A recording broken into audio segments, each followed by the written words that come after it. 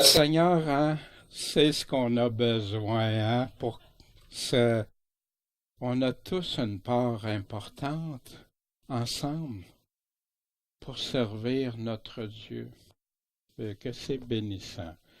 Puis on voit des qualités de chacun, les dons que chacun Dieu donne. Puis c'est bénissant. Lui, il sait qu'est-ce qu'on a besoin les uns les autres pour fonctionner ensemble, pour faire ses œuvres à lui, son ouvrage. Merci Seigneur. Puis, ce qu'un a moins que l'autre, l'autre, Dieu le donne. Dieu donne la service, générosité, des talents techniques, des choses pour faire toutes sortes. Puis ça nous rend... euh, il y en a qui sont généreux de cœur, ils veulent toujours aider ceux qui peuvent. Il y en a d'autres. Puis, si je parle de ça, c'est pas pour qu'on se... Non, parce qu'on a besoin aussi les uns des autres de rester ensemble, unis ensemble à faire les œuvres du Seigneur. Bien, merci beaucoup à Sylvie et Michel de nous avoir conduits dans ces chants. Je ne sais pas comment vous avez trouvé ces deux derniers chants. Voyez-vous comment l'Évangile était présenté? Des vrais chants de consécration à Dieu.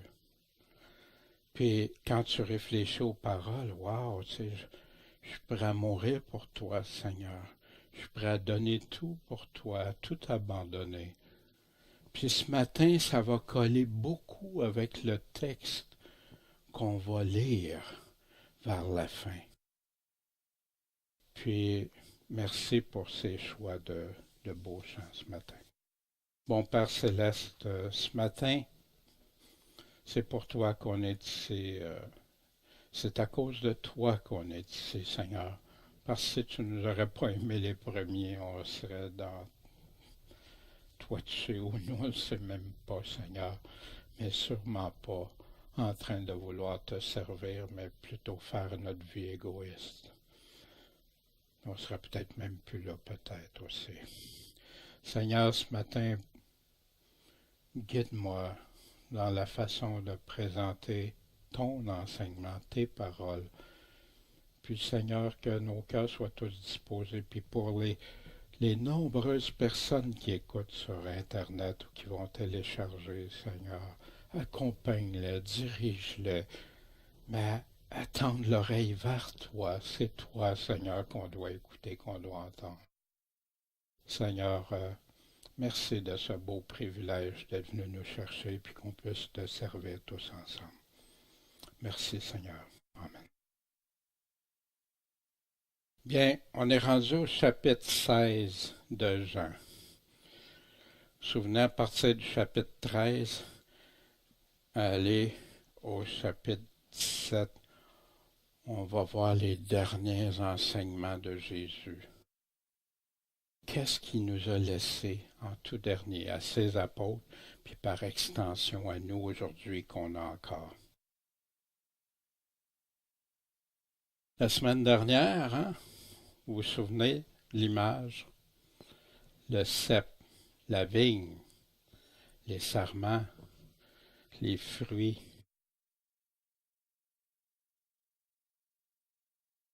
la vigne, le vigneron. La vigne représente Christ dans lequel on sort. C'est de lui que vient toute chose. La sève pour un chrétien ne peut venir que de la vigne. Ses paroles, sa parole, son esprit.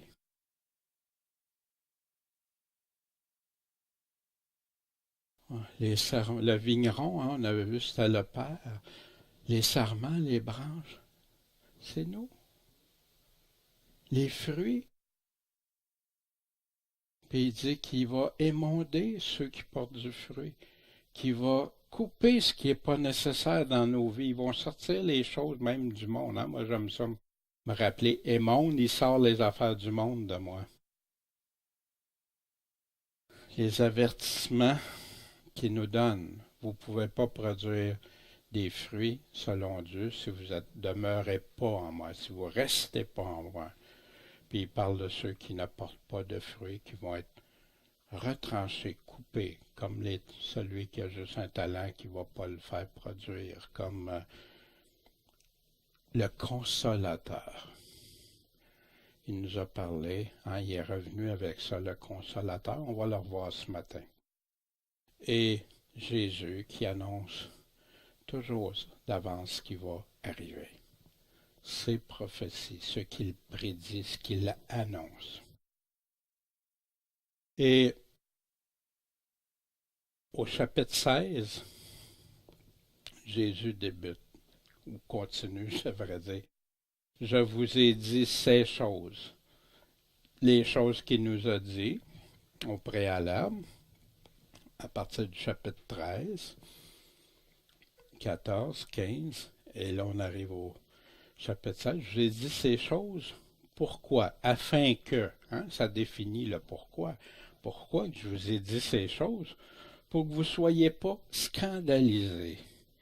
Scandalisés, quand tu regardes la définition biblique, c'est chuter, abandonner, laisser tomber la foi. Ils vous chasseront des synagogues. Même le temps vient que quiconque vous fera mourir croira servir Dieu. C'est arrivé aux apôtres, c'est arrivé dans l'Inquisition, dans des périodes des catacombes. Ça l'arrive aujourd'hui dans des pays.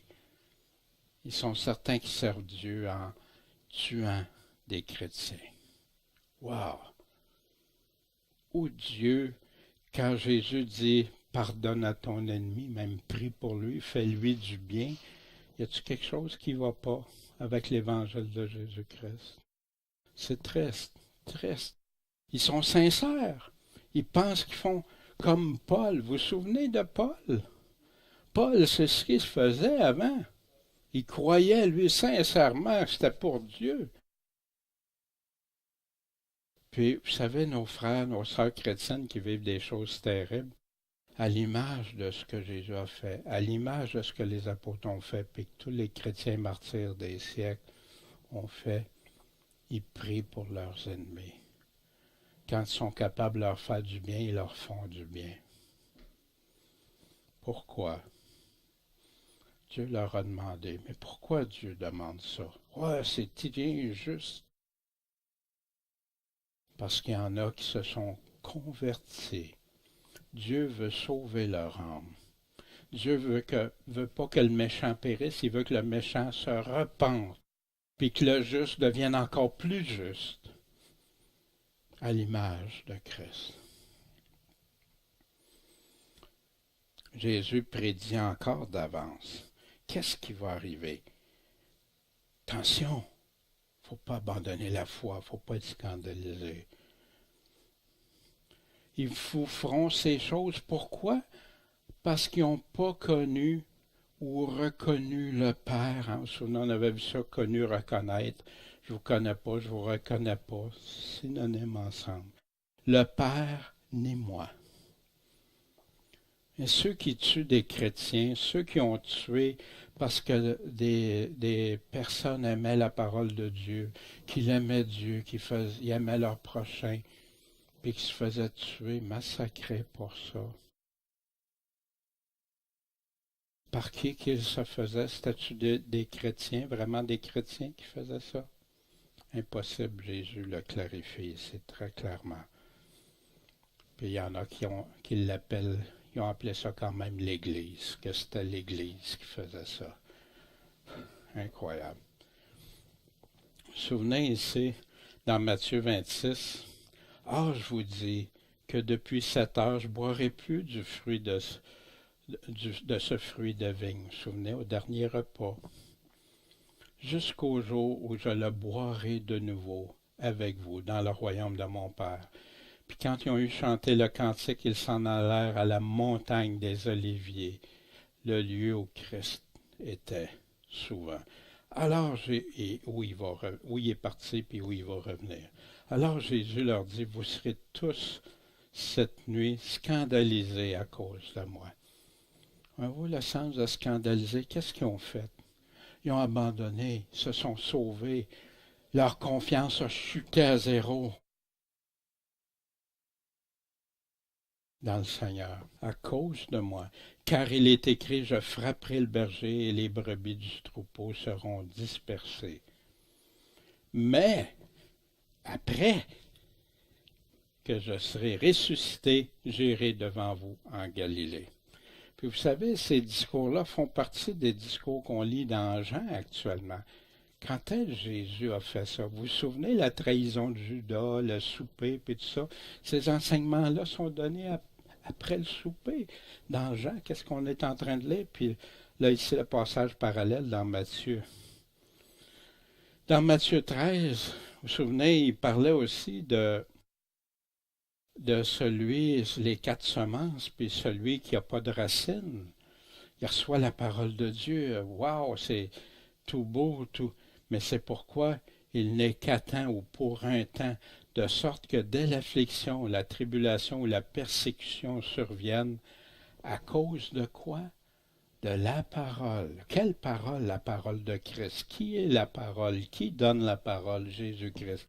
À cause de la parole, il est aussitôt scandalisé, abandonne, chute. Dans Luc, il met bienheureux est quiconque n'aura pas été scandalisé à cause de moi, à cause de ma parole, à cause de moi. Pas scandalisé comme il y en a qui appellent pour nous le mot scandalisé si on voit quelque chose, puis non, mais c'est vraiment dans le sens de d'abandonner, comme pas scandaliser son frère, c'est pour pas le faire chuter, le faire tomber, parce qu'il doit faire quelque chose que pour lui, ça. Mais je vous ai dit ces choses, pourquoi? Afin que quand l'heure sera venue, quand ça sera le temps, vous vous souveniez que je vous les ai dites. Jésus fait ça régulièrement. Dans le Nouveau Testament, il annonce plein de choses à venir. Des fois, ce qui va précéder dans pas grand temps, des fois par un temps, quelques années, puis des fois pour la fin. Mais Jésus dit toujours ce que les apôtres ont besoin de connaître, puis il nous a dit à nous aussi qu'est-ce qu'on a besoin de connaître. On va voir ça. Je ne vous ai pas dit ces choses dès le commencement parce que j'étais avec vous. Ce n'est pas nécessaire que je vous parle de ça tout de suite. J'étais avec vous autres. Mais maintenant, je m'en vais à celui qui m'a envoyé. Puis aucun de vous me demande, ben où vas-tu? Où tu t'en vas? Puis remarquez la suite après. Mais parce que je vous ai dit ces choses, la tristesse a rempli votre cœur. Leur Seigneur, leur Maître, celui qu'ils suivaient, qu'ils aimaient, il s'en va. Quelle tristesse. Ça vous est arrivé des personnes que vous aimez beaucoup, puis qu'on a à se séparer ou s'en aller, ça nous fait quelque chose. Mais imaginez quand c'est ton Maître et Seigneur. Puis ils ont mis toute leur confiance, ils ont tout perdu, ces apôtres qu'ils suivaient, là, leur emploi, leurs choses, puis pour le suivre. Puis, souvenez aussi, Jésus disait, pour ceux qui demandaient comment ça se fait qu'ils ne jeûnent pas, les amis de l'époux peuvent-ils jeûner pendant que l'époux est avec eux? Pendant qu'ils ont l'époux avec eux, ils ne peuvent pas jeûner. Mais les jours viendront que l'époux leur sera ôté. Alors ils jeûneront dans ces jours-là, seront attristés. Puis le jeûne arrivera aussi où tu humilies ton âme, tu rends ton âme humble face à Dieu. Tout dépend de lui. Toutefois, je vous dis la vérité. Il vous est avantageux que je m'en aille. Jésus ne cache pas la vérité. Il a toujours dit la vérité. Il est la vérité. Puis il va le dire. Il sait que ça les attriste. Il dit, je le sais, je vous vois attristés. Mais je vous le dis, la vérité. C'est avantageux que je m'en aille, car si je ne m'en vais, le Consolateur ne viendra pas à vous. le consolateur, hein? Attristé, consolateur. Mais si je m'en vais, je vous l'enverrai. Jésus laisse jamais seul ceux qui lui font confiance. Ils peuvent sembler avoir des moments difficiles seuls, mais Jésus est toujours avec eux. C'est ce qui a fait qu'il y en a même qui chantaient en se faisant torturer ou en se faisant brûler. Humainement, on sait bien que c'est impossible.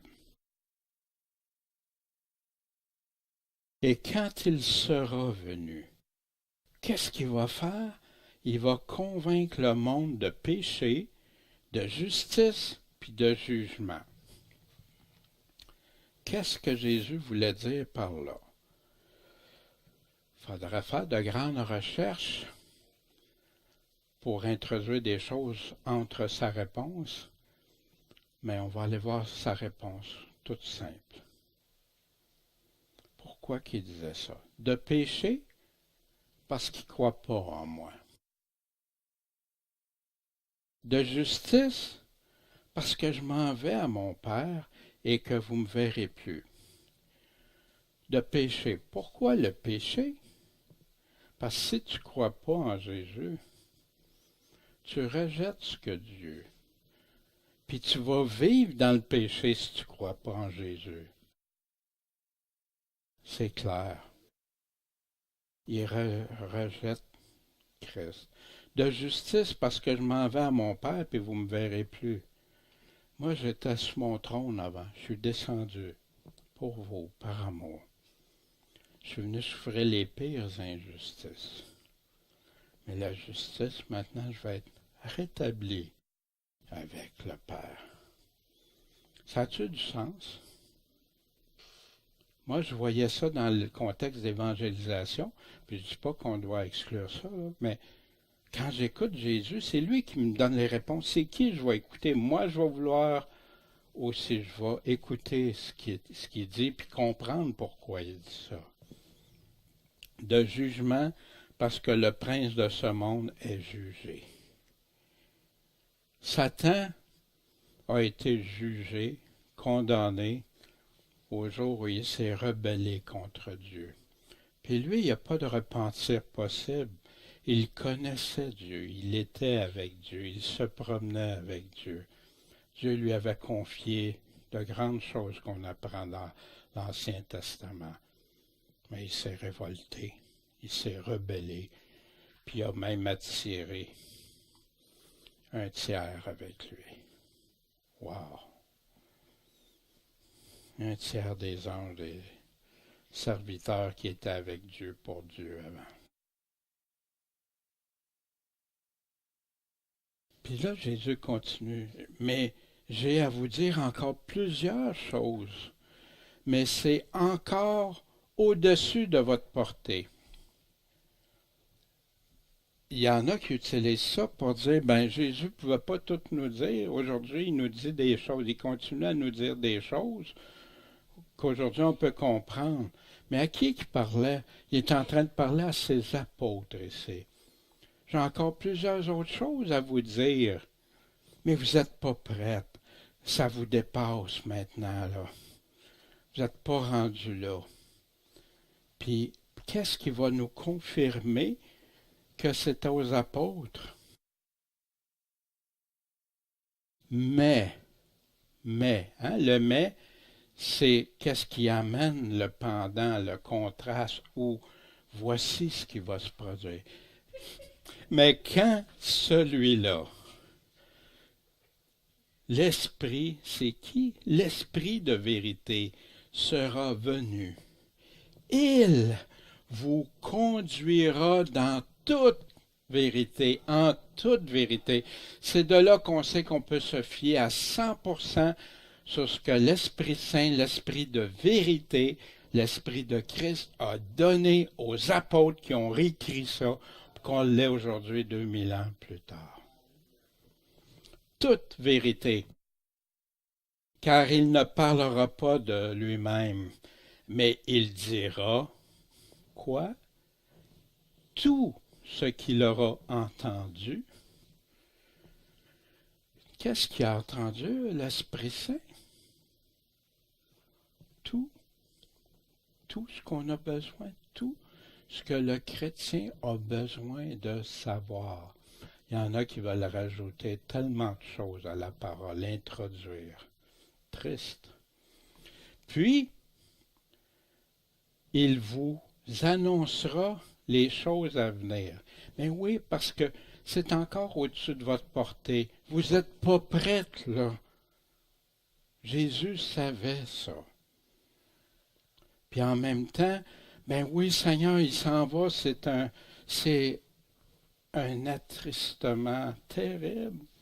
Mais en même temps, Jésus dit, je vais vous envoyer une compensation, un consolateur, quelque chose qui va vous faire me suivre. Gardez confiance, espoir. Vous vous souvenez, la semaine passée, on a vu au chapitre 15, « Mais quand le consolateur sera venu, lequel je vous enverrai de la part de mon Père, savoir l'Esprit de vérité qui procède de mon Père. » Celui-là, qu'est-ce qu'il va faire? Va rendre témoignage de moi. Tout ce qu'il va avoir entendu de moi, tout ce qui vient de moi, puis on va le voir, Jésus va le confirmer. Il va vous le donner. Est-ce qu'on a besoin d'aller se nourrir ailleurs de Jésus-Christ, de ce qu'il dit, de ce que ses apôtres nous ont confirmé, dit, vous annoncera. Voici un exemple, un des exemples. Puis Pierre était là quand Jésus a dit ces paroles-là, était accompagné le Seigneur Jésus. Dans 2 Pierre 3. Sur toute chose, au-dessus de tout, sachez qu'au dernier jour, il va arriver des moqueurs. Puis ces moqueurs-là vont se conduire selon leur propre convoitise. Ce qui leur plaît, leur intérêt personnel, les choses agréables, leur ego, leur moi. On va le voir, Paul va nous le confirmer aussi, ça. Des moqueurs, ils ne prennent pas ça au sérieux. C'est à la légère, puis même ils vont tourner ça en moquerie.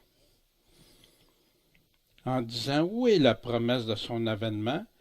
Parce que depuis que les pères se sont endormis, toutes choses demeurent comme elles ont été dès le commencement de la création. Il n'y a pas de changement. Ça fait 2000 ans, il n'y a rien qui a changé. Car ils ignorent volontairement un choix personnel.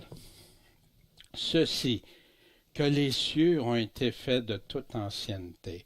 Ça touche à la création ici. Et que la terre est sortie de l'eau. Des fois, j'entendais même des chrétiens, quand ils parlaient que la terre, il y avait de l'eau, puis tout ça, ça provenait. Ben oui, la Bible confirme ça. Il y a beaucoup de scientifiques chrétiens qui confirment ce que la Bible dit. Mais ce n'est pas tous des chrétiens, puis il y en a qui s'en servent pour toutes sortes de choses. Ils ajoutent plein de choses dedans. Que la terre est sortie de l'eau et qu'elle subsiste parmi l'eau. Ben oui, on est entouré de mers, d'océans, par la parole de Dieu. Dieu a dit ça. La lumière fut, la terre fut, l'eau séparée, tout, la parole. Puis Jean a commencé, la parole était Dieu, la parole était avec Dieu, la parole c'était Christ. Christ parle, c'est ça. Imaginez quand il va parler au jugement. C'est ce que je vous avais écrit, c'est ça qui va vous juger, mes paroles, ma parole. Puis, et que par ces choses-là, le monde d'alors périt étant submergé des eaux du déluge. Il fait rapport à Noé ici. J'en ai parlé de Noé, il y en a qui parlent de ça comme une légende. Mais les cieux et la terre qui sont maintenant réservés par la même parole, étant gardés pour le feu au jour du jugement et de la destruction des hommes impies. Qu'est-ce que c'est, hommes impies qui vivent dans l'impiété? qui ne vivent pas selon la piété de l'Évangile de Jésus-Christ. Qu'est-ce qu'il nous a commandé? Celui qui obéit à mes commandements, celui qui me suit, celui qui m'écoute. Mais vous, mes bien-aimés, n'ignorez pas ceci qu'un jour est devant le Seigneur comme 1000 ans et 1000 ans comme un jour. Le temps n'a pas d'importance. Pour Dieu, l'éternité, puis les jours en son temps, quand le temps de Dieu va être accompli. Le Seigneur ne tarde pas l'exécution de sa promesse, comme quelques-uns estiment qu'il y ait du retard. Imaginez tous ceux qui proclament Jésus-Christ va arriver d'un instant à l'autre. Mais c'est pas ça. Paul va nous en parler tantôt, on va le revoir. Mais il est patient envers qui? Envers nous. Pierre s'inclut dans ça. Ne voulant point qu'aucun périsse, mais que tous se repentent. Or, le jour du Seigneur viendra comme un voleur dans la nuit. En ce jour-là, étrange, hein? Les cieux passeront dans un bruit sifflant de tempête, les éléments seront dissous par l'ardeur du feu et la terre, et toutes les œuvres qui sont en elle brûleront entièrement. Le jour du Seigneur, on en parle dans l'Apocalypse, dans Joël, dans Zacharie, on en parle. Sophonie qui parle du jour du Seigneur. Puisque donc que toutes ces choses doivent se dissoudre, disparaître, être brûlées, détruites, ce qu'on a, nos maisons, nos chars, tout, puisque ça va tout disparaître, quel vous faut-il être en sainte conversation et en œuvre de quoi? Piété. Hein? Pour faire des œuvres de piété? Mais oui, la foi sans les œuvres, c'est zéro, la parole nous dit. En attendant et en hâtant la venue du jour de Dieu, par lequel les cieux étant enflammés seront dissous. Il revient, et les éléments se fondront par l'ardeur. 2 Thessaloniciens au chapitre 1 nous parle des mêmes choses. Paul va nous parler des mêmes choses. Puis Pierre continue. Voyez-vous, vous annoncera les choses à venir. Va vous le dire dans tout, va vous conduire dans toute la vérité. Mais nous attendons, selon sa promesse, quoi? Des nouveaux cieux, une nouvelle terre où la justice habite, où on retrouve dans la révélation de Jésus-Christ qui nous dit que ça va arriver après le millénium. Juste après le grand trône blanc, le grand jugement qui va avoir lieu 1000 ans après la première résurrection, si on croit la Bible. C'est pourquoi, mes bien-aimés, en attendant ces choses, faites quoi? Étudiez-vous être trouvé de lui sans tache, sans reproche, en paix. Est-ce qu'on entend ça souvent? Non, faites tout. Vous le savez, Dieu veut qu'on en vienne à la repentance. Dieu veut Il nous aime. Il ne veut pas qu'on périsse, qu'aucun de nous périsse. Et regardez la patience du Seigneur comme une preuve qu'il veut votre salut. À qui Pierre écrivait-il? Aux églises. Comme Paul, notre frère bien-aimé, vous en a écrit selon la sagesse qui lui a été donnée. Ainsi que dans toutes ses lettres. C'est étrange, hein? Ça, Pierre, c'est sa dernière lettre avant de mourir. Paul est mort dans la même période. Est mort, c'est selon l'histoire dans l'année 60, ou 65, autour de 65 environ. Comment il pouvait dire toutes les lettres? Parce que toutes les lettres étaient connues, étaient vues par les églises. Dans toutes ces lettres, il parle de ces points dans lesquels il y a des choses difficiles à entendre. C'est pas toujours simple. Quand Paul part, il part sur un exemple, puis il s'en va, puis il revient par la suite. Puis des fois, ben, il va présenter un point, c'est un érudit. Quand il va parler de la grâce, il va mettre beaucoup d'emphase sur la grâce pour faire comprendre avec les autres choses. Quand il met sur la loi, il fait la même chose. Quand il parle, il va aller. Puis étrangement, beaucoup de gens modernes vont chercher juste dans les écrits de Paul, puis ils sont prêts à dire que les autres apôtres, non, non, c'est pas le même évangile, pratiquement. Mais qu'est-ce que Pierre dit ici? Est-ce que je le crois, Pierre? Puis il dit que les ignorants et les mal assurés, ils ne sont pas assurés dans la parole. Ils tordent, comme ils tordent les autres Écritures, à leur propre perdition. Pourquoi Pierre n'a pas dit, ben, quand Jean écrit ou parle, ou quand tel autre apôtre, non, il a choisi Paul parce qu'il savait que Paul, ça avait fait de la controverse, puis que ça avait amené des choses, mais que Paul, quand il parle, il est inspiré de Dieu. C'est Dieu. Mais c'est pas Paul qui écrit mal. C'est les gens qui vont chercher les bouts de phrases, les bouts de versets pour en venir à une doctrine. Puis moi, j'entends souvent des fois, ah, il y a plusieurs doctrines. Non, il y a un enseignement, la doctrine de Christ, dans laquelle il y a plusieurs aspects dans cette doctrine-là. Puis quand il parle des doctrines au pluriel, si vous remarquez dans le Nouveau Testament, c'est pour dénoncer. Quand il parle de la doctrine, il parle de la doctrine de Christ. Vous donc, mes bien-aimés, puisque vous êtes déjà avertis, prenez garde qu'étant emportés avec les autres par la séduction, c'est ce que j'ai réalisé que j'étais. Hey, je prends les affaires qui font mon affaire. Je base ma confiance, ma foi sur des bouts de phrases, sur des versets, mais détaché de toutes. Des fois, Paul, il parlait de 2 chapitres de long, 3 chapitres, tu retrouves, il fait sa boucle, sa parenthèse, puis il revient, mais tout découpé. Je peux baser mon éternité sur ça? Non, regarde toute la lettre. Si je choisis juste que je vais hériter de, vous vous souvenez de la lettre découpée? J'hérite de 5000 pièces. Ben oui, mais j'ai oublié de lire tout ce qui vient avec ça.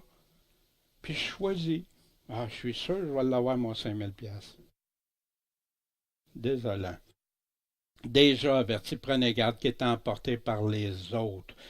Avec les autres, par la séduction. Il faut que ça soit agréable, il faut que ça me tente, il faut que ça soit séduisant pour m'attirer. Il faut que ça fasse mon affaire, il faut que j'en trouve mon intérêt, un point commun, un point d'intérêt. Des abominables, vous ne veniez à quoi? À déchoir. Vous êtes avertis, vous le savez, là. L'Esprit Saint a conduit Pierre à écrire ça. Est-ce qu'on y fait attention? Est-ce qu'on le croit, lui, quand il écrit? Par l'Esprit Saint dans toute la vérité. Vous annoncera Paul, qui a été choisi, un apôtre qui a été choisi par le Seigneur Jésus-Christ lui-même. Sache ceci, qu'au dernier jour, il surviendra des temps fâcheux, difficiles, car les hommes seront idolâtres d'eux-mêmes. C'est moi qui est important. Ma vie, le moi, mon estime, mes affaires, moi. L'ego poussé au maximum. On enseigne ça aux enfants depuis quelques générations qu'ils sont le centre de tout. Puis après ça, comment ça? Comment ça qu'ils sont si égoïstes? Comment ça qu'ils sont prêts à tuer ou à faire n'importe quoi pour ce qu'ils veulent avoir? Puis qu'ils sont les plus beaux, les plus fins, les plus importants tout le temps. Ça ne veut pas dire d'aller à l'inverse puis mépriser. Avare, vain, la vanité, l'orgueil, je suis important, blasphémateur, désobéissant à leur père, à leur mère. Ingrat! C'est à moi. Non, non, tu m'as aidé, mais c'est pas grave, ça. Profane. Laisse faire les affaires de sainteté, puis de piété, puis tout ça. C'est les choses du monde qui attirent sans affection naturelle, sans fidélité. Avez-vous vu la trahison? Il y en a même maintenant d'un cercle qui étaient les plus fermés avant, qui se protégeaient entre eux, que jamais ils seraient trahis aujourd'hui. Regardez les nouvelles. Je n'irai pas plus loin. Calomniateur, incontinent, cruel, haïssant les gens de bien. Prends quelqu'un qui veut rester droit, qui veut faire le bien, il va se faire lapider par les autres. Traître, téméraire. Hein? Téméraire, voyez-vous ça, les sports extrêmes aujourd'hui? Au maximum. Fonce, pas grave. Que ce soit financier, sportif, ton corps, n'importe quoi. Enflé d'orgueil. Amateur des voluptés. Mes sens. Ce que j'aime, ce que je veux. Plus, plutôt que Dieu. Ayant l'apparence de la piété. Fait que c'est à qui parle de ça? À des croyants qui ont l'apparence de la piété, mais en ayant renié la force. Ils ont renié Jésus-Christ par leurs agissements. Tout ce qu'il y a là ici, c'est tout le contraire de l'enseignement de l'Évangile. Si tu regardes l'enseignement de l'Évangile, la doctrine de Christ nous met tout en garde contre ça. Ça, c'est vivre selon la chair, c'est vivre selon le monde. Nous, soyons extrêmement vigilants, prudents de ne pas faire partie de ça. Puis quand on a des choses qui font partie de ça, s'en débarrasser au plus vite avec l'aide du Seigneur. Selon nos désirs, nos convoitises, qui plaît au moi, c'est toujours ça. Puis ils promettent la liberté, ils continuent plus loin, puis ces gens qui sont comme ça promettent, qui ont l'apparence de la piété, ils promettent la liberté. Ah, t'es libre, t'es sauvé, t'es ci, t'es ça, mais sans en rejetant tout le reste, en découpant. Oh, mes frères, nous vous prions pour ce qui regarde l'avènement de notre Seigneur Jésus-Christ et notre réunion en lui. On le sait, on l'a étudié souvent, ça. C'est quoi son avènement, puis notre rassemblement? Il va chercher ses élus, il va rassembler ses élus, il va ressusciter ceux qui sont morts en Christ, puis il va ramener ceux. Là, on va être réunis avec lui. De vous laisser pas subitement ébranler de votre sentiment, de vous laisser troubler par esprit, par parole, par épître, comme si c'était une épître que nous aurions écrite, comme si le jour de quoi? De Christ était proche. Fait, il y en a qui disent, ben vu que c'est le jour du Seigneur, c'est différent, ou le jour de l'Éternel, c'est différent. Remarquez ici, le jour de Christ. C'est quoi le jour de Christ? Voyez-vous, laisse parler la Bible, laisse parler l'Évangile. Les apôtres parlent que Jésus a dit qu'ils vont être conduits dans toute la vérité, puis il va vous annoncer toutes les choses à venir. Suivez. Que personne donc ne vous séduise de quelque manière que ce soit, parce que ce jour-là ne viendra pas avant que la révolte, ou ce qu'on voit souvent écrit apostasie, ne soit arrivée auparavant, puis que l'homme de péché, le fils de perdition, soit révélé. Puis il dit qu'il va s'asseoir dans le temple, se proclamer Dieu. Fait qu'avant que ça arrive, là, comme si le jour de Christ était proche, il faut qu'on ait vu ça. J'ai été mêlé bien des années parce que j'écoutais un, l'autre. Mais quand tu écoutes juste les paroles de l'Évangile, c'est plus la même affaire, je vous le dis. Or, l'Esprit dit expressément qu'au dernier temps, quelques-uns font faire quoi? Se révolteront. Tiens, la révolte de quoi? De la foi, s'adonnant aux esprits séducteurs, c'est agréable, ça séduit, et aux doctrines de quoi? De qui? Puis il y en a qui mélangent ça, qui présentent ça comme si ça venait de Christ. Quel blasphème! Enseignant ce que l'Esprit de vérité a dit. Non, des mensonges par hypocrisie. Puis ayant une conscience cautérisée, quand même tu essaies de les convaincre. C'est fermé, cautérisé. On faisait ça avec les blessures, pour sceller. Il n'y a plus rien à faire. Ça vient de Paul à Timothée. Dans la révélation de Jésus-Christ, ce qui est appelé l'Apocalypse, qui est le mot grec, qui vient du mot grec, c'est révélation de Jésus-Christ. Voici, il vient avec les nuées, tout œil le verra, et ceux mêmes qui l'ont percé, toutes les tribus de la terre, se lamenteront devant lui. Oui, Amen. Tu sais, quand tu réalises que tu as l'Évangile, puis si tu aimes ton Seigneur, tu le suis, tu l'écoutes, tu lui es de tout ton cœur, tu aimes Dieu de tout ton cœur, ton âme. Il te préserve de ça, il te sauve de ce qui va arriver. Les gens réalisent plus ça, la délivrance, le salut, c'est synonyme. Les gens réalisent pas ça. Que tu sois mort ou à ton jugement, quand ça va être le temps, ça va être terrible pour les personnes. Puis il continue. Paul, il y aurait plein d'autres. Jude, lisez la lettre de Jude. Il ne parle que du temps. Il vous annoncera les choses à venir. Il va vous dire quoi dire. On l'a tout. Il n'y a aucun chrétien de la fin qui peut dire, je ne suis pas au courant de tout ça. Tout est là. Mais est-ce qu'on lit avec attention? Est-ce qu'on porte attention avec soin? Celui-là me glorifiera. Qui va le glorifier? L'Esprit Saint. Pourquoi? Parce qu'il va prendre du mien, il va prendre ce qui est à moi, puis il va vous l'annoncer. Ce qu'on vient de lire là des apôtres, c'est juste des extraits en passant. Il y a plein de prophéties.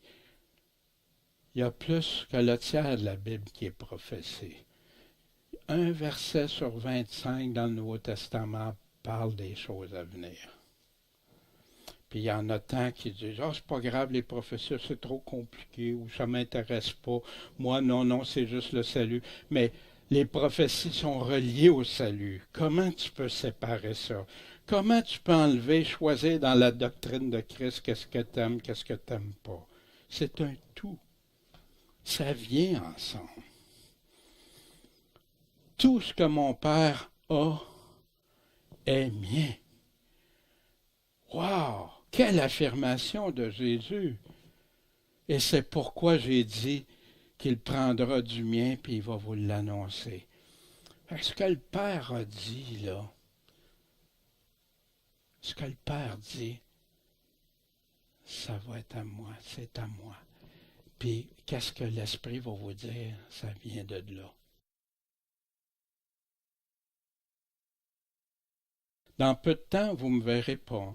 Puis après un peu de temps, vous me verrez. Je m'en vais à mon Père. J'ai déjà encore fait une prophétie, c'est ça qui va arriver. Et quelques-uns de ses disciples dirent entre eux, mais qu'est-ce qu'il nous dit? Dans peu de temps, vous ne me verrez pas, puis un peu de temps après, vous me verrez, parce que je m'en vais à mon Père. Ils se questionnent, qu'est-ce que Jésus veut dire? Donc, il disait, qu'est-ce que signifient ces mots, un peu de temps? Voyez-vous, ça, je pense qu'ils pouvaient comprendre, qu'ils s'en allaient, parce que Jésus le répétait, même s'il y avait des places qui avaient des voiles. Mais là, leur préoccupation, qu'est-ce que ça veut dire, un peu de temps? On ne comprend pas. Merci qu'il n'ait pas compris. Mais merci surtout que Jésus ait répondu. Jésus, connaissant qu'il voulait l'interroger, leur dit, vous vous demandez entre vous, fait qu'ils ne parlaient pas à Jésus, c'était entre eux autres, touchant ce que j'ai dit, dans peu de temps, vous ne me verrez plus, et un peu de temps après, vous me verrez. C'est ça que vous voulez, votre questionnement? En vérité, en vérité, je vous dis que vous pleurerez et vous vous lamenterez. Oh Jésus, attends là. Tu dis que tu es un Dieu d'amour, que tu m'aimes, que tu es prête à donner ta vie, tout ça, puis là tu m'arrives avec ça, Seigneur.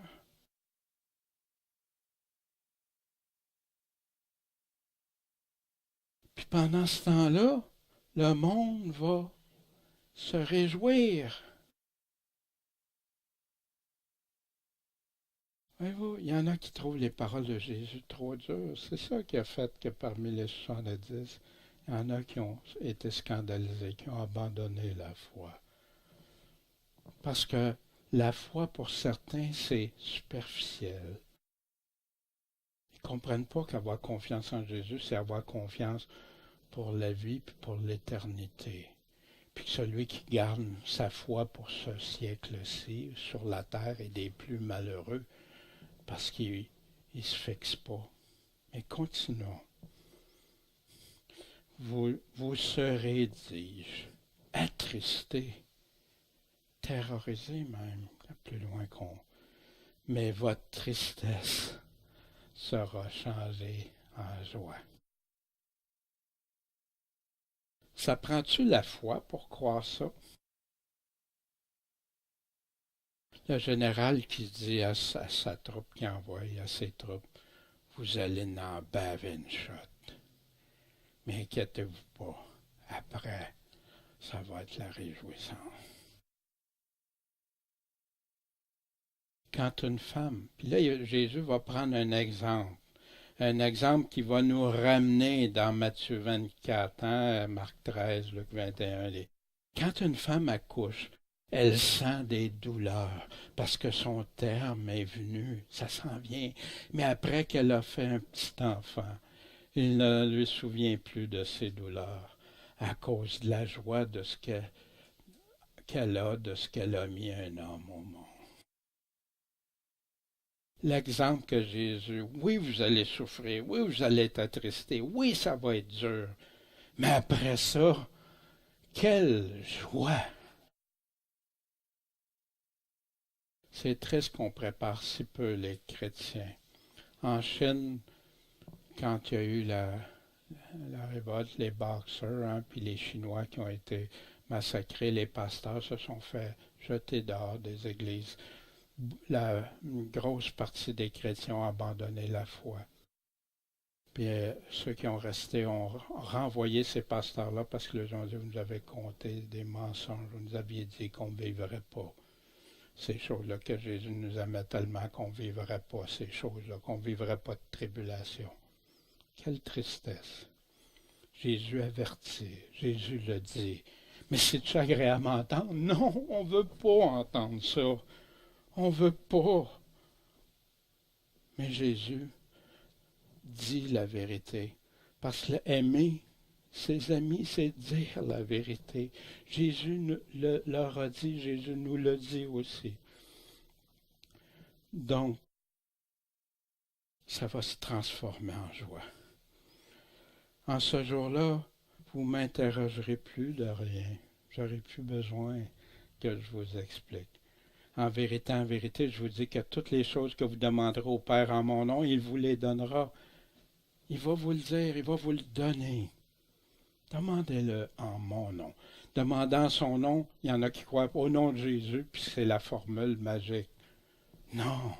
Au nom de Jésus, quand tu demandes quelque chose au nom de quelqu'un, c'est parce que tu es intègre, parce que tu peux te servir de son nom. Un ambassadeur, c'est parce qu'il est envoyé, parce qu'il peut utiliser le nom. Il y a eu cette opportunité-là et cette autorité-là de le faire. Jusqu'à présent, vous n'avez rien demandé en mon nom. Demandez, vous recevrez. Pourquoi? Pour que votre joie soit parfaite. Hein? Ça veut-tu dire aussi quand ça va brasser? Oui, c'est ce que les frères et sœurs ont fait. Demandez, vous recevrez. Jésus disait, demandez, vous sera donné. Cherchez, puis vous le trouverez. Frappez, puis ça vous sera ouvert. Pourquoi? Parce que quiconque demande reçoit, quiconque cherche trouve, puis il va être ouvert à celui qui frappe, qui heurte. Et quoi que vous demandiez en priant Dieu, si vous croyez, vous le recevrez. Seigneur, on a besoin de toi, j'ai besoin de ta force, j'ai besoin de ta paix, j'ai besoin de ta persévérance, la patience. Et quoi que vous demandiez en mon nom, je le ferai, afin que le Père soit glorifié par le Fils. Si vous demandez en mon nom quelque chose, je le ferai. Vous vous souvenez au chapitre 14 de Jean, on avait vu ça. Jésus veut. Mais est-ce qu'on va lui demander des choses contraires à sa volonté? Ben non. On prie pour plein de choses. On a vu Dieu agir pour plein de choses, pour nous, nos enfants, pour des messages qui peuvent se circuler au-delà de nos espérances. Demandez, vous recevrez. Que si quelqu'un d'entre vous manque de sagesse, qu'il la demande à Dieu, qui la garde, non, la donne à tous libéralement, qui ne la reproche pas, elle lui sera donnée. Mais qu'il la demande avec confiance, avec foi, ne doutant nullement, parce que celui qui doute est semblable au flot de la mer, agité du vent, jeté ça et là. Qu'un tel homme ne s'attende pas de recevoir aucune chose du Seigneur. Puis là, comment qu'il appelle ça? L'homme de double de cœur, inconstant en toutes ces choses. Moi, ça m'est arrivé longtemps. Puis je me demandais, Seigneur, pourquoi? C'est pourquoi? Hein? J'étais double de cœur. Puis aujourd'hui, je veux faire très attention à ça. Puis si jamais ça m'arrive, Seigneur, révèle-moi-le. Je veux avoir un cœur simple pour toi. Pas double, pas ces deux côtés. Puis il continue. Je vous ai dit ces choses par des similitudes. C'est une parabole, des exemples. Mais l'heure vient que je ne vous parlerai plus par des paraboles. Voyez-vous, dans la même phrase, similitude, parabole, exemple. C'est ça, les exemples que Jésus prenait, simples, que tous comprenaient, puis qu'aujourd'hui sont devenus si compliqués à cause des doctrines. Mais je vous parlerai ouvertement de mon Père. En ce jour-là, vous demanderez en mon nom, mais je ne vous dis pas que je prierai le Père pour vous. Car le Père lui-même vous aime, parce que vous m'avez aimé et que vous avez cru et que je suis issu de Dieu, que je viens de Dieu. Vous le croyez. Puis quand vous croyez, vous m'entendez, vous savez que c'est le Père qui parle. Vous le savez. Je suis issu du Père et je suis venu au monde. Et encore, je laisse le monde et je m'en vais au Père. Il leur précise ce qu'il leur disait, qu'il avait de la difficulté à comprendre au début. Il leur explique, je m'en vais au Père. Là. Ses disciples lui disent, est-ce qu'ils avaient compris? Voici, maintenant tu parles ouvertement. Plus de paraboles, Seigneur. Tu nous dis directement les choses. Tu n'utilises plus de paraboles d'exemple. Maintenant, on connaît que tu sais quoi? Toutes choses. Et que tu n'as pas besoin que personne t'interroge. À cause de ça, nous croyons que tu es issu de Dieu. Il n'y a pas un homme sur terre qui aurait pu dire tout ce que tu as dit, Seigneur, si ça ne vient pas de Dieu. Puis, pensez-vous, après, quand les disciples se sont souvenus de tout ce que Jésus leur avait parlé qui arriverait plus tard, que ça n'a pas fortifié leur foi, ça, ces prophéties-là? Jésus leur répond, vous croyez maintenant? Nous, est-ce qu'on croit maintenant? Mais l'heure vient, et elle est déjà venue, que vous serez dispersés, chacun de son côté, et vous me laisserez seul. Mais je ne suis pas seul, parce que le Père est avec moi. Wow! Je vous ai dit ces choses afin que vous ayez la paix en moi. Attristé, découragé, mais la paix. Hein? La paix de Dieu, la paix en Christ. Vous aurez de l'angoisse dans le monde. Vous allez en avoir, mais ayez bon courage. Pourquoi? J'ai vaincu le monde. Vous êtes mes disciples, vous êtes mes fidèles, suivez-moi.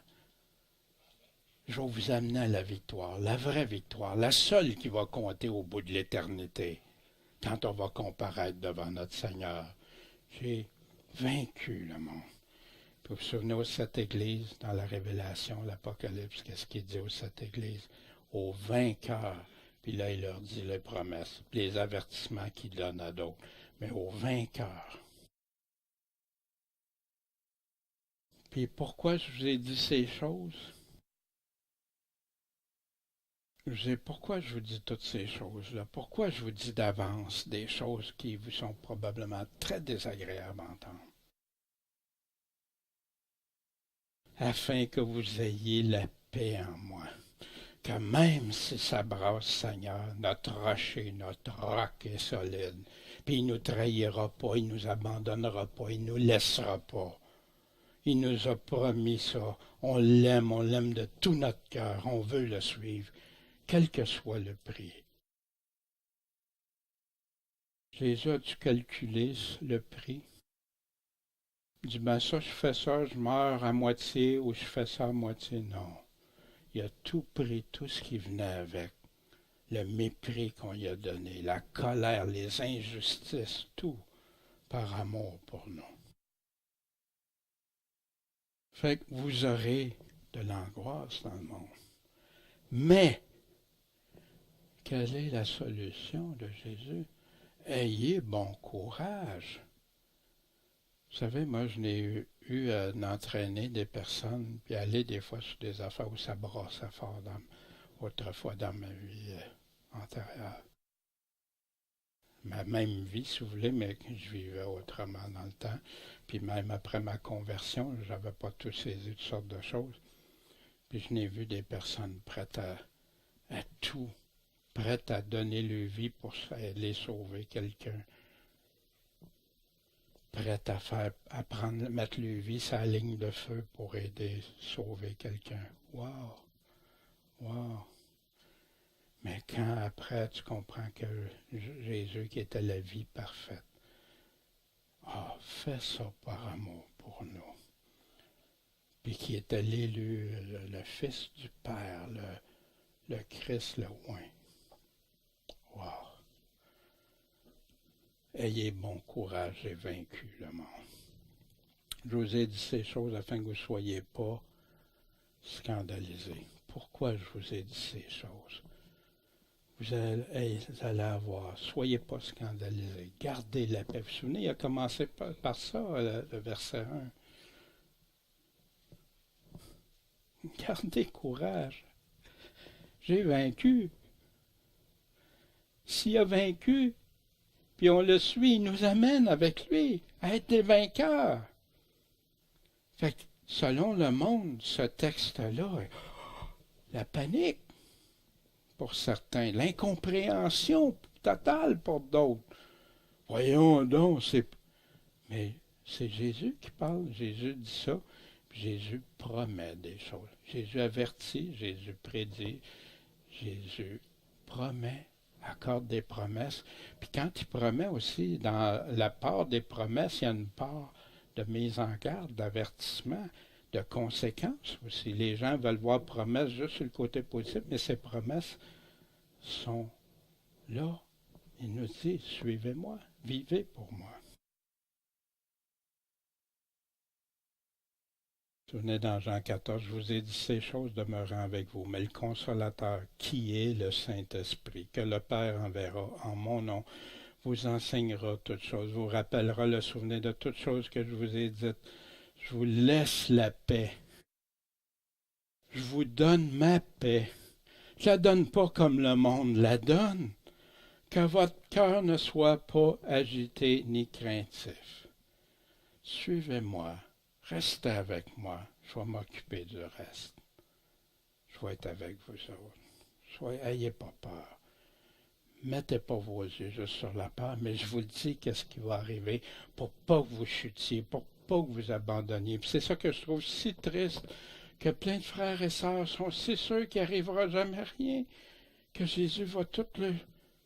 Mais c'est pas ça les paroles de Jésus.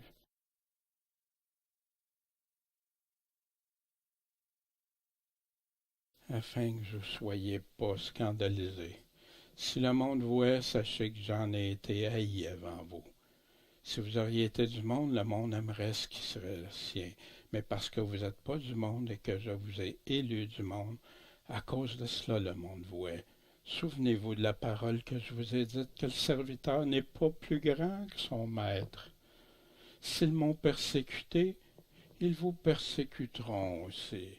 S'ils ont gardé ma parole, ils garderont aussi la vôtre. C'est pour ça qu'on est si réjoui quand on voit que des frères, des sœurs, des personnes gardent la parole de Jésus et des apôtres. Mais ils vous feront toutes ces choses à cause de mon nom, parce qu'ils ne connaissent pas celui qui m'a envoyé. Ce que tu subis, les choses que j'allais subir, là, c'est à moi qu'ils font. Mais quand je dis à moi, c'est pas moi, vous comprenez bien que c'est à Christ.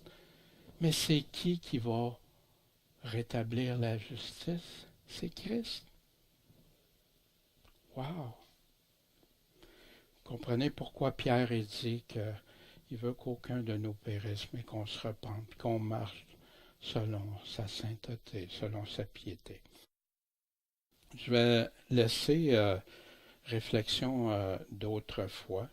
Je vais les laisser à l'écran. Michel les laissera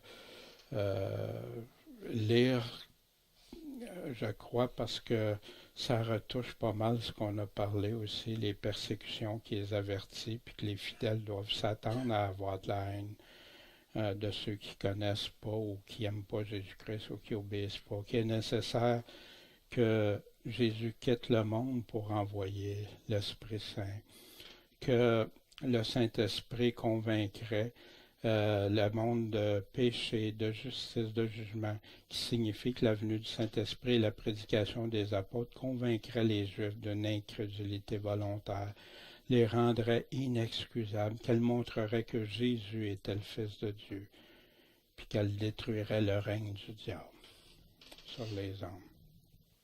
Tout cela est arrivé après son ascension, puis que la doctrine de Christ est arrivée.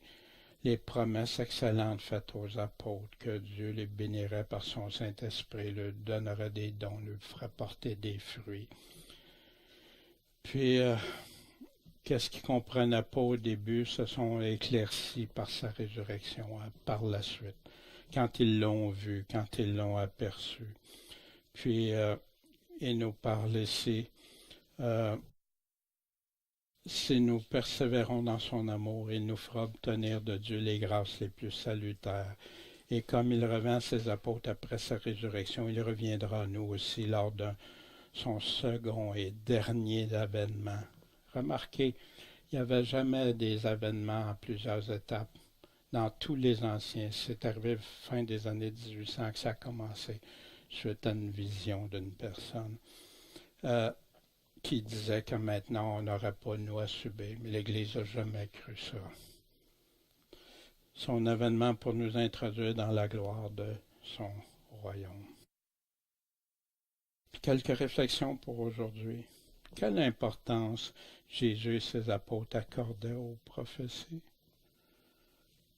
Tellement qu'il y a un verset sur 25 en moyenne qui parle des choses à venir. Pourquoi qui tient à nous avertir d'avance? Pourquoi?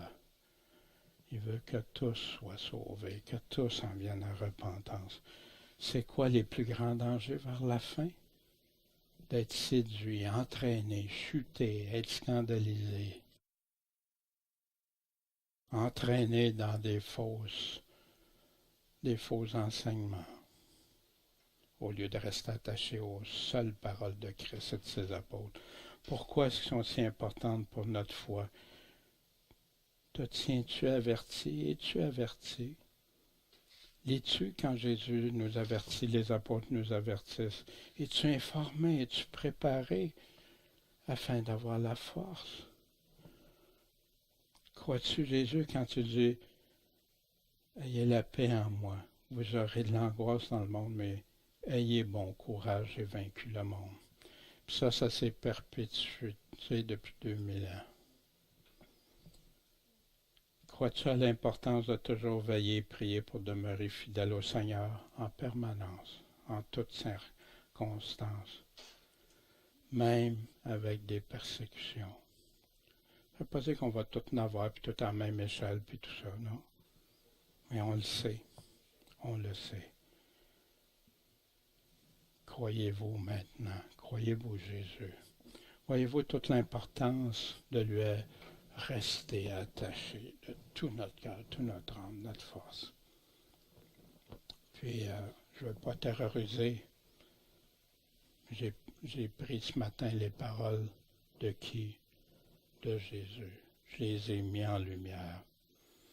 Puis je sais que ce n'est pas agréable d'entendre. Mais je sais une chose qui est agréable à entendre, c'est que mon Maître, Seigneur et Sauveur, lui, il sait ce qu'il fait. Lui, il sait ce qu'il dit. Puis lui, il ne s'est jamais trompé. Il est la vérité, la vie et la résurrection. Bon Père Céleste, merci pour ce matin. Merci pour ta parole, Seigneur. Encourage-nous. Garde-nous dans tes voies. Fortifie-nous, Seigneur. Puis que rien ne nous détourne de toi, jamais. Je te prie pour nos frères et nos sœurs qui vivent des moments très difficiles actuellement, qui demandent qu'on prie, pas pour les dégager, mais pour les soutenir dans la foi, qu'ils gardent la foi et prient pour leurs ennemis qui leur font des abominations, Seigneur. Ah, soutiens-les, aide-les, puis aide-nous, Seigneur, à comprendre ton évangile, ton l'engagement que ça demande envers toi. Puis aide ceux qui ont entendu un évangile parfois dilué à aller voir, mettre leurs craintes de côté, mettre leurs appréhensions et aller voir vraiment ce que tu dis, puis faire partie de tes disciples, Seigneur, coûte que coûte, en ton saint nom, Jésus. Amen.